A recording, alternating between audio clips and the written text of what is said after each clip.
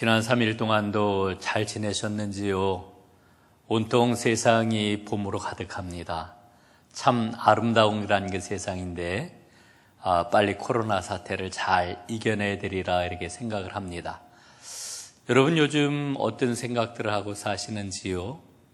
여러분 생각이 곧 그 사람입니다. 왜냐하면은 생각은 습관을 낳고 습관은 인격을 낳고 그래서 그 사람을 형성하기 때문이지요.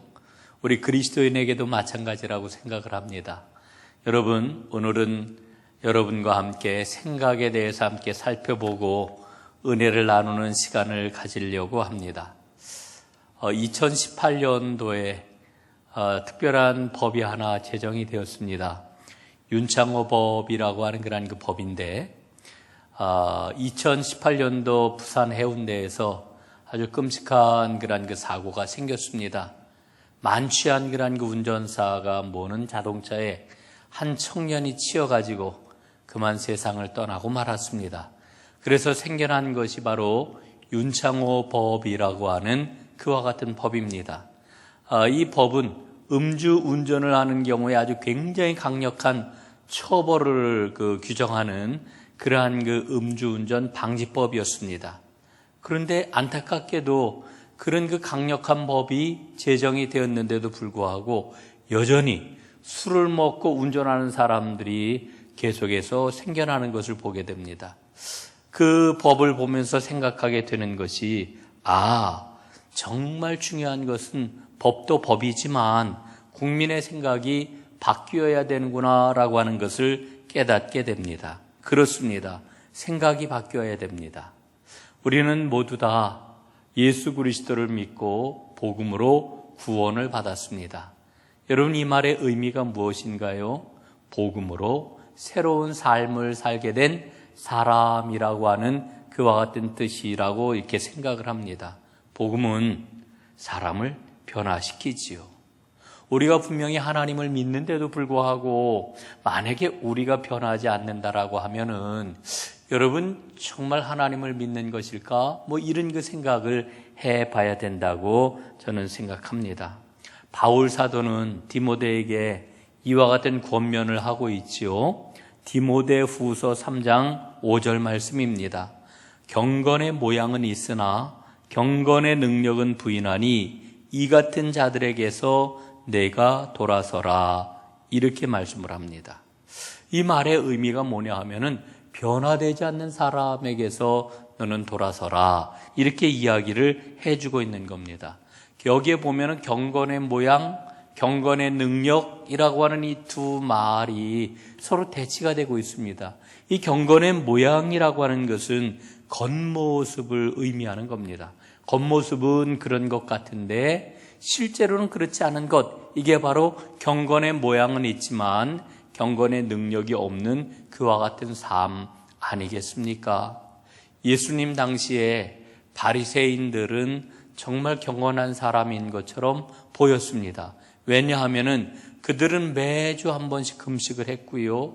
하루에 3번씩 기도를 했고요. 그리고 11조를 꼬박꼬박 하나님 앞에 드렸습니다. 그래서 겉모습을 보면은 이 사람들은 정말 경건한 사람처럼 보이는 거지요. 그러나 그들은 경건의 능력이 없었습니다. 왜냐하면은 이 경건의 능력이라고 하는 것은 삶의 변화를 의미하는 거거든요. 삶이 변화하지를 않았던 것입니다. 그래서 그들은 삶의 모든 영역에서 하나님을 의식하면서 살아가는 경건의 그 능력이 나타나는 그런 삶을 살아가지를 못했던 것입니다. 여러분 우리가 정말 하나님을 믿는다라고 하면은 경건의 모양이 아니라 경건의 능력이 나타나야 될 것입니다. 자, 이제 오늘 말씀을 통해 가지고 우리의 삶이 이제 어떻게 변화해야 되는지 함께 살펴보도록 하겠습니다. 제일 먼저 우리가 생각해 볼 그 주제는 왜 삶이 변화하지 않는 걸까라고 하는 그 주제입니다. 여러분, 우리는 모두 다 삶이 변화하기를 원하고 있습니다. 그런데 삶이 잘 변화하지를 않지요. 그 이유가 어디에 있을까요? 우리의 생각이 변화하지 않기 때문에 그렇습니다. 하나님께서 우리에게 주시는 말씀을 한번 보도록 하지요. 로마서 8장 5절 6절 말씀입니다. 육신을 따르는 자는 육신의 일을, 영을 따르는 자는 영의 일을 생각하나니 육신의 생각은 사망이요 영의 생각은 생명과 평안이니라. 아멘. 자, 여러분 이 말씀을 잘 보십시오. 육신의 생각은 사망이고 영의 생각은 생명과 평안이다. 이렇게 말씀을 해주고 있는 거죠. 그러니까 사람이 뭐를 생각하느냐에 따라서 사망의 길로 갈 수도 있는 거고 생명과 평안의 길로 갈 수도 있는 거다. 이렇게 말씀을 해주고 있는 거지요. 그러니까 생각이 변해야 삶이 변화하는 것입니다. 이 성경이 우리에게 일러주고 있는 정말 중요한 진리가 아닐 수가 없습니다. 여러분 좀 더 한번 좀 생각을 해볼게요. 생각이 중요한 이유가 어디에 있을까? 몇 가지 우리가 살펴볼 수가 있는데 첫 번째로는 생각은 행동의 뿌리가 되기 때문에 그렇습니다. 앞에서도 말씀을 드렸어요. 생각은 행동을 낳고 행동은 반복이 되면 습관이 되고 습관은 인격을 낳는 것입니다. 그러니까 좋은 인격은 어디에서부터 나오는 거냐? 좋은 생각을 하는 데서부터 좋은 인격이 나온다. 이렇게 이야기를 할 수가 있는 것이지요. 그러므로 과거의 생각이 쌓여서 오늘 현재 내 모습이 된 것이고요. 오늘 현재의 생각이 쌓여가지고 미래의 내 모습이 될 것입니다. 그래서 이 생각은 행동의 뿌리가 되기 때문에 생각이 정말 중요한 겁니다. 두 번째 이유가 있습니다. 생각은 영적인 전쟁터이기 때문에 그렇습니다. 성경 말씀 한 군데 볼까요? 요한복음 13장 2절입니다.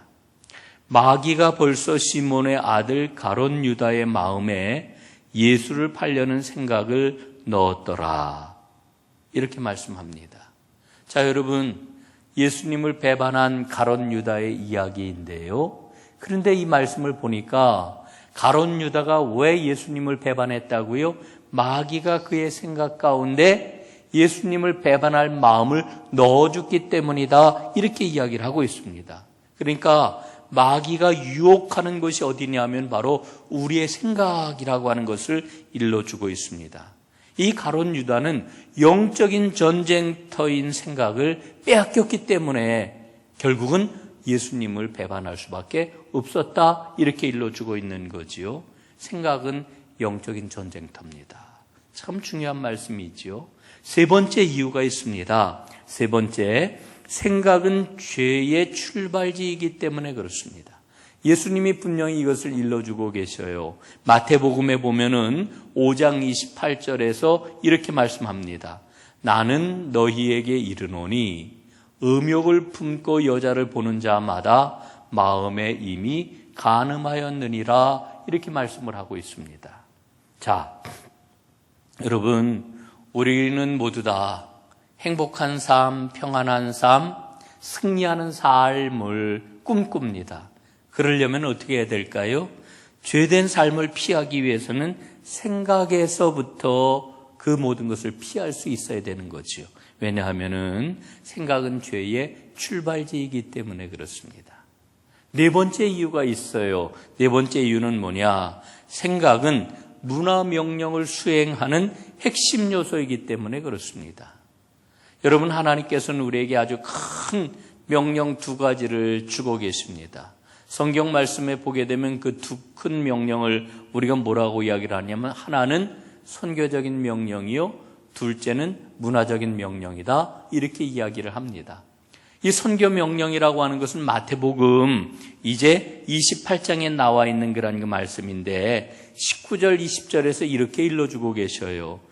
너희는 가서 모든 민족으로 제자를 삼아 아버지와 아들과 성령의 이름으로 세례를 주고 내가 너희에게 분부한 모든 것을 가르쳐 지키게 하라. 이렇게 말씀을 합니다. 그러니까 우리 주님께서는 우리로 하여금 어느 곳에 가든지 하나님의 말씀을 힘있게 전하고 그 열매를 거두라고 말씀하시는 겁니다. 또 하나의 명령이 있는데 이 또 하나의 명령을 우리가 문화적인 명령이라고 그럽니다. 이 문화적인 명령은 사실은 보다 더 근원적이지요. 창세기 1장 28절에 보면은 이렇게 말씀을 합니다. 하나님이 그들에게 복을 주시며 하나님이 그들에게 이르시되 생육하고 번성하여 땅에 충만하라, 땅을 정복하라, 바다의 물고기와 하늘의 새와 땅에 움직이는 모든 생물을 다스리라 하시니라. 문화명령이라고 그래요. 여러분, 이 문화라고 하는 말은 라틴어 칼투라라고 하는 그런 그 단어에서 왔는데 이 반대가 되는 말이 있습니다. 나뚜라라고 하는 이와 같은 말입니다. 나뚜라, 말 그대로 내버려 두라, 이런 그 이야기입니다. 이 문화라고 하는 말은 내버려 두지 말아라 하는 그런 그 뜻입니다. 그러니까 하나님께서는 이 땅에 왜곡된 문화를 내버려 두지 말고 하나님이 원하시는 바대로 바꿔내라, 우리에게 이렇게 명령해 주고 있는 거거든요. 여러분, 우리는 세상 속에 살아가는 하나님의 사람들입니다. 세상 속에서 살아가면서 어떻게 살아야 될까요? 우리는 하나님의 명령을 잘 수행하기 위해서 살아가야 됩니다. 그런데 사실 우리의 삶을 가만히 들여다보면은 세상이 지배하도록 우리 자신을 내어 맡겨놓을 때가 많습니다. 여러분, 아니에요. 세상 문화에 우리가 지배당해서는 안 됩니다.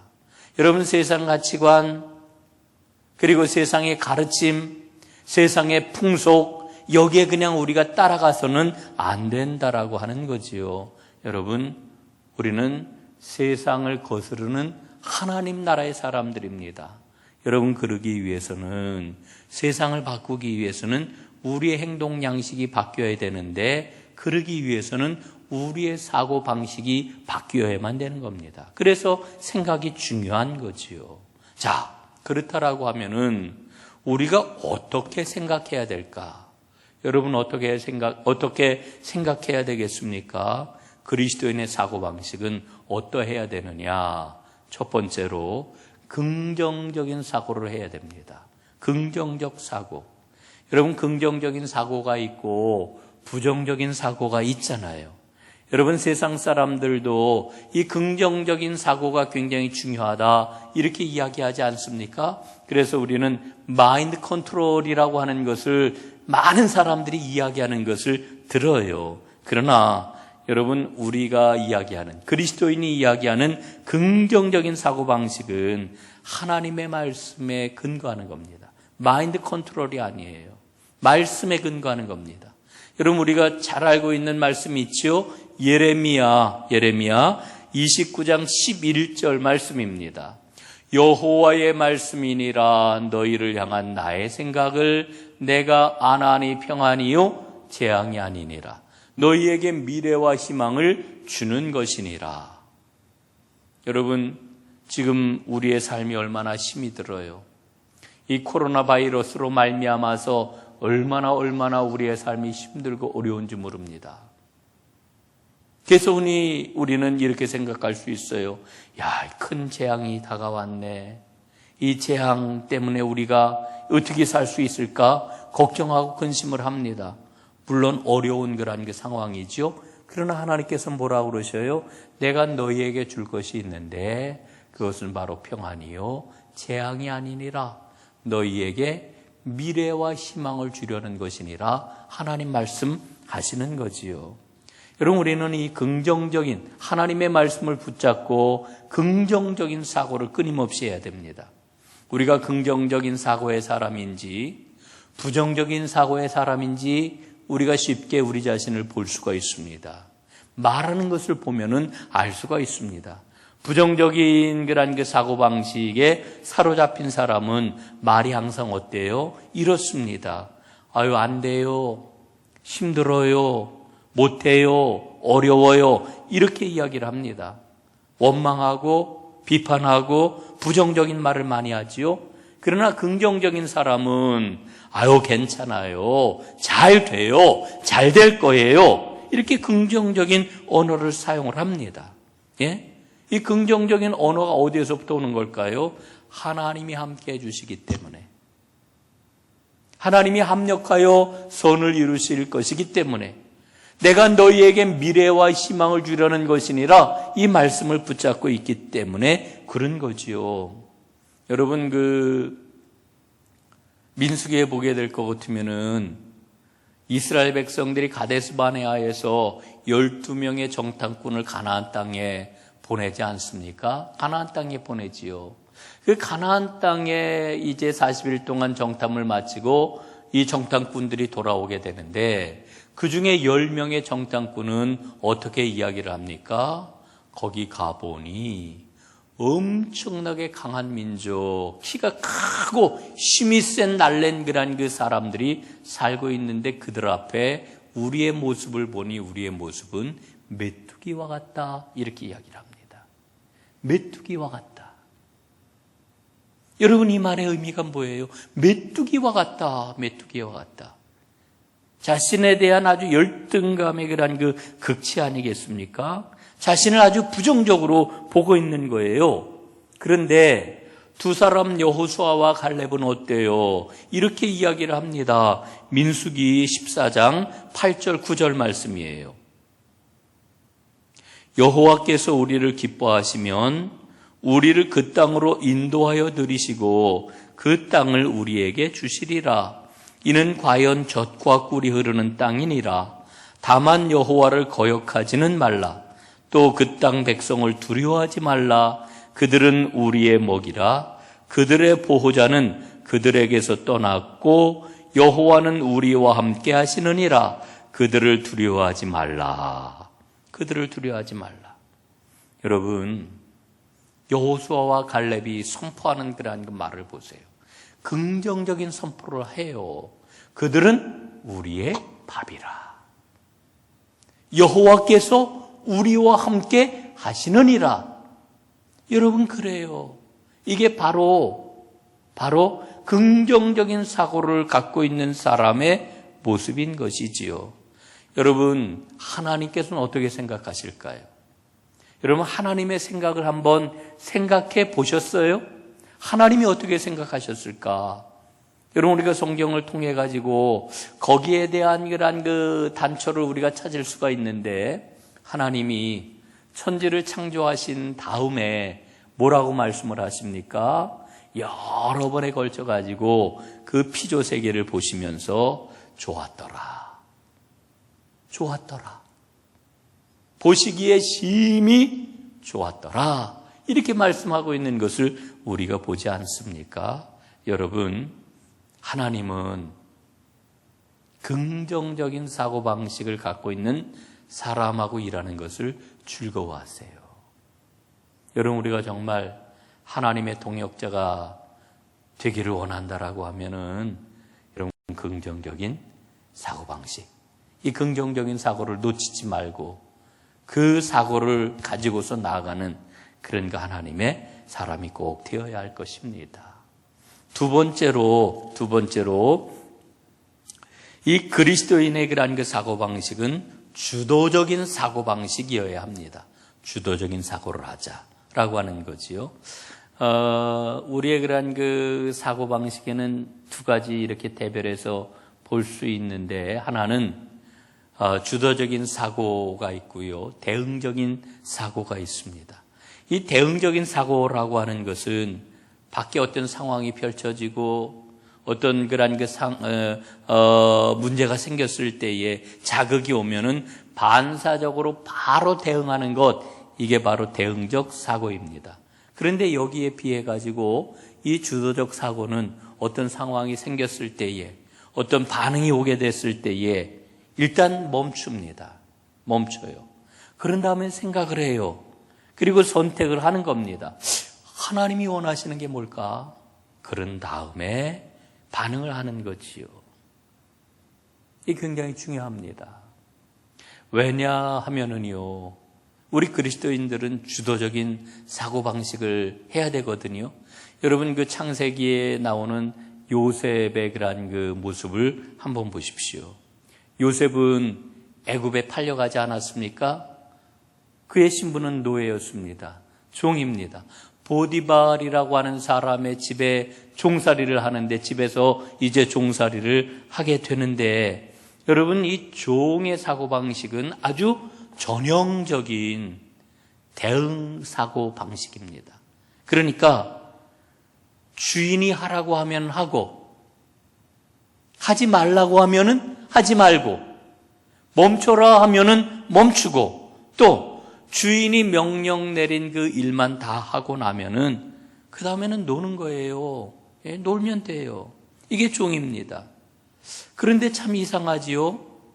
요셉은 그러지를 않았어요.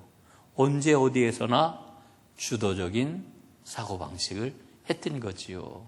예, 항상 주도적인 사고를 했습니다. 어떤 상황이 생기게 될 것 같으면 멈춰서 생각하고 하나님이 원하시는 게 뭘까? 선택을 했습니다. 예? 그리고 반응을 했습니다. 그래서 그는 참 이상한 종이로구나 라고 하는 그런 그 평가를 받았던 거예요. 그런데 그 과정을 통해 가지고 주인 보디발은 요셉을 주목해 보았고 그리고 요셉을 발탁을 해가지고 마침내 그 집의 모든 것들을 다 맡기는 살림을 맡기는 가정 총무가 되었던 것입니다. 이게 창세기 39장 6절에 이런 말씀이 나오잖아요. 주인이 그의 소유를 다 요셉의 손에 위탁하고 자기가 먹는 음식 외에는 간섭하지 아니하였더라. 그래요. 여러분 그러다가 이 요셉이 억울한 누명을 쓰고 감옥에 갇히지 않았습니까? 그런데 감옥 안에서도 이 주도적으로 사고를 했기 때문에 감옥 안에서 이를테면은 서기가 되었던 겁니다. 결국 그와 같은 주도적 사고 때문에 그는 애굽의 총리가 될 수가 있었던 겁니다. 여러분 보십시오. 우리 그리스도인은 남을 탓하는 사람이 아닙니다. 원망하는 사람이 아닙니다. 어떠한 상황 가운데서도 주도적인 사고, 그래서 하나님이 원하시는 게 뭘까? 이걸 묻는 사람, 이게 그리스도인이라고 이야기를 할 수가 있는 거지요. 자, 그리고 세 번째로 이제 살펴볼 것은 그리스도인은 단순한 사고를 하는 사람이다. 이렇게 이야기할 수 있습니다. 단순한 사고, 복잡한 사고. 단순한 사고를 해라. 이렇게 말씀을 드리면은 생각 없이 살라는 이야기인가? 아닙니다. 우리 생각을 해야지요. 그러나 이 단순한 사고라고 하는 말은 불필요한, 잡다한 생각을 다 떨쳐버린다라고 하는 것을 이제 의미하는 겁니다. 우리가 흔히 오버띵킹이라고 하는 그런 그 이야기를 하는데 이 오버띵킹이라고 하는 게 뭡니까? 부정적인 생각이 꼬리에 꼬리를 물고 이어지는 현상, 이 오버띵킹이라고 하는 거는요, 항상 뭐를 전제로 합니까? 만약에, 만약에 일이 잘 안 되면 어떡하지? 만약에 어려워지면 어떡하지? 여러분, 이게 오버띵킹이에요. 여러분, 만약에라고 하는 이러한 그 전제를 가지고 우리가 인생을 살아가게 되면은 아무것도 알 수 없는 이와 같은 사람이 되고 말 것입니다. 여러분 그 복음서에 보면은 오병이어의 그런 그 기적이 기록이 되어 있는데 이 요한복음에 보게 될 것 같으면은 여러분 그 예수님께서 제자들에게 말씀을 하셔요. 너희가 먹을 것을 주어라. 먹을 게 다 떨어지지 않았습니까? 그 들판에서 그 수많은 사람들을 불쌍히 여기시고 예수님이 뭐라고 말씀하시느냐 하면은 제자들에게 너희가 먹을 것을 주어라 이렇게 말씀을 하신단 말이지요. 그럴 때 제자들은 이 수많은 사람들을 우리가 어떻게 먹일 수가 있겠습니까? 200데나리온이 있다 할지라도 모자라겠습니다. 이렇게 이야기를 하지요. 그런데 그때 어린 소년이 보리떡 5개 하고 물고기 2마리를 가지고 예수님께 나오는 거예요. 여러분 생각해 보십시오. 그 보리떡 5개 하고 물고기 2마리 얼마나 보잘것 없어요. 그걸 가지고 뭘 할 수 있겠어요. 그러나 이 어린아이는 그것을 주님께 가져옴으로 인해 가지고 주님께서는 그것을 바탕으로 놀라운 그런 그 기적을 베푸시지 않았습니까? 여러분, 우리는 이 어린아이의 단순한 그런 그 사고, 그러니까 이 단순한 사고라고 하는 것은 주님께 집중하는 사고예요. 주님께서 하실 수 있다라고 하는 믿음의 사고예요. 그리고 주님과 내가 연결되어 있다라고 하는 것을 놓치지 않는 이와 같은 사고예요. 여러분, 저는 예수님께서 왜 제자들을 아주 많이 배운 사람, 혹은 지위가 있는 사람, 이런 그 사람들을 택하지 아니하시고 왜 갈릴리 어부들이 주로 예수님의 제자들이었을까 하는 그런 그 생각을 해봅니다. 여러분, 그 이유가 어디에 있을까요? 지식인들은, 높은 지위에 있는 사람들은 복잡했거든요. 생각이 복잡했거든요. 그러나 갈릴리 사람들은 단순했거든요. 이 단순성이 바로 하나님의 말씀 앞에 즉각적인 그런 그 반응을 일으켰고, 주님의 음성을 듣고 그 음성 앞에 순종을 했거든요. 바로 그겁니다. 여러분, 오늘 제가 여러분과 꼭 나누고 싶은 이야기가 있어요. 그게 뭐냐 하면은, 우리의 복잡한 생각으로 하나님을 제한하지 말자. 뭐라고요? 복잡한 생각으로 하나님을 제한하지 말자. 오직 주님 바라보는 단순한 그런 그 사고방식으로 주님께서 기뻐하시는 일을 이루어 가자라고 하는 겁니다. 자, 이제 여러분들과 마지막으로 살펴볼 그러한 사고방식, 그리스도인의 사고방식은 뭐냐? 하나님께서 우리에게 복을 주시는 근원적인 사고방식을 항상 하자라고 하는 겁니다. 생각에는 또 두 가지로 다 나누어 생각해 볼 게 있어요. 이게 뭐냐면은 생존적인 사고방식이 있고 복을 생각하는 근원적인 사고방식이 있어요. 생존적인 사고방식은 뭘까요? 내가 무엇을 먹을까? 무엇을 마실까? 무엇을 입을까? 라고 하는 겁니다. 그러니까 내가 어떻게 살 것인가? 라고 하는 데다 초점을 맞추고 살아가는 거예요. 그러나 나는 하나님께서 주신 복을 가진 근원적인 사람이다라고 하는 사고방식은 뭐냐 하면은요, 내가 하나님의 사람이니까 내가 만나는 사람들, 우리의 가족과 나의 친구와 나의 동료와 또 내가 만나는 수많은 사람들에게 어떻게 내가 복을 주는 사람이 될 수 있을까? 이거를 늘 생각하는 것. 이게 복의 근원적인 사고방식이라고 하는 거지요. 여러분, 그 믿음의 시작은 아브라함부터 시작이 되었다고 이야기를 하잖아요. 하나님께서 아브라함을 부르실 때에 뭐라고 하시면서 부르셨습니까? 우리가 잘 아는 말씀이에요. 자, 다시 한번 오늘 한번 읽어보도록 하겠습니다. 창세기 12장 1절로부터 3절까지 말씀입니다. 함께 보겠습니다. 여호와께서 아브라함에게 이르시되 너는 너의 고향과 친척과 아버지의 집을 떠나 내가 내게 보여줄 땅으로 가라. 내가 너로 큰 민족을 이루고 내게 복을 주어 내 이름을 창대하게 하리니 너는 복이 될지라. 너를 축복하는 자에게는 내가 복을 내리고 너를 저주하는 자에게는 내가 저주하리니 땅의 모든 족속이 너로 말미암아 복을 얻을 것이라 하신지라. 여러분, 이게 아브라함에게 하나님께서 첫 번째로 주셨던 그런 그 말씀이에요. 너는 복이 될 것이다. 그리고 너로 말미암아 세상 수많은 사람들이 복을 얻게 될 것이다. 이렇게 말씀해 주고 있는 거지요. 여러분, 그런데 아브라함에게 주셨던 이 말씀은 사실은 아브라함에게 주신 말씀으로 끝나는 게 아니고 어떻습니까? 오늘 나에게도 연결이 되고 있는 거예요. 저에게, 또한 오늘 이 성경 공부에 참여하고 있는 여러분에게. 여러분 사도 바울이 말씀했잖아요. 아브라함에게 주셨던 그 복은 아브라함에게 끝나는 게 아니고 믿음을 가진 우리에게도 연결되어 우리의 복이 되었다. 이렇게 일러주고 있잖아요. 이게 굉장히 중요한 그런 그 말씀입니다. 여러분 그 아브라함의 그런 그 생애를 보면은 하나님께서 아브라함의 이름을 바꾸어 주시죠.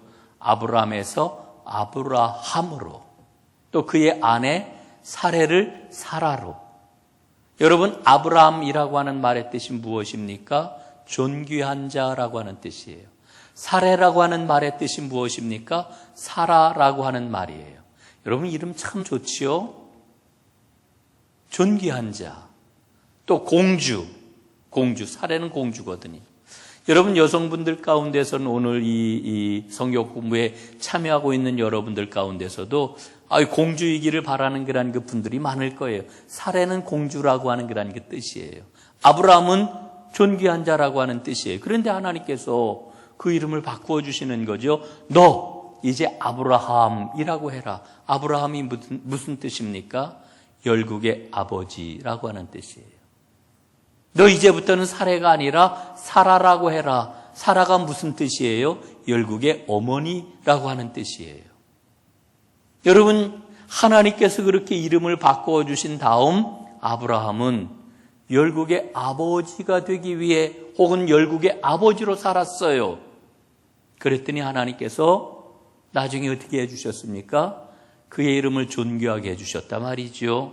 아브라함까지도 되게 해주셨어요. 그러니까 하나님께서 이름을 바꾸어 주신 그대로 살았더니 원래의 이름대로 그는 존귀한 자가 되었던 거예요. 열국의 아버지로 살았더니 존귀한 자가 되었어요.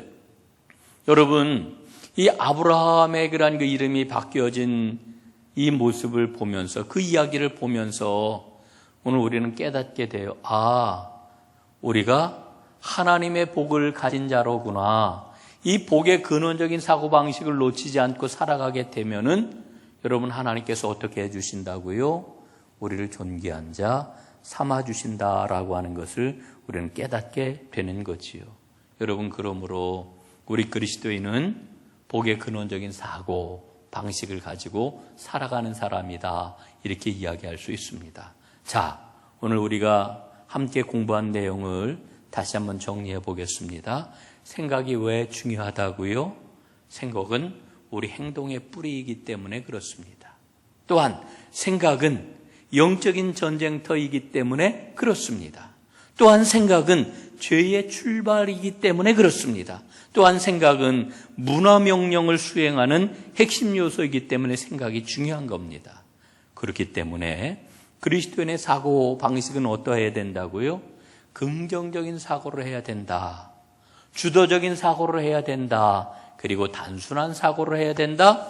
그리고 복의 근원적인 사고를 늘 마음에 품고 그 생각을 해야 된다. 이렇게 오늘 여러분과 이제 나누었습니다. 자, 이제 오늘 성경 공부를 마치겠는데요. 여러분, 생각이 변화해야 된다라고 하는 것은 우리가 너무나 잘 알고 있는 거예요. 어떻게 생각이 변화할 수 있을까요? 가르침을 받는다고 변화할 수 있을까요? 공부를 많이 한다고 변화할 수 있을까요? 물론 도움은 될 것입니다. 그러나 근원적으로 생각이 그런다고 변화하지 않아요. 생각이 변화할 수 있는 가장 중요한 요인은 바로 성령 충만입니다.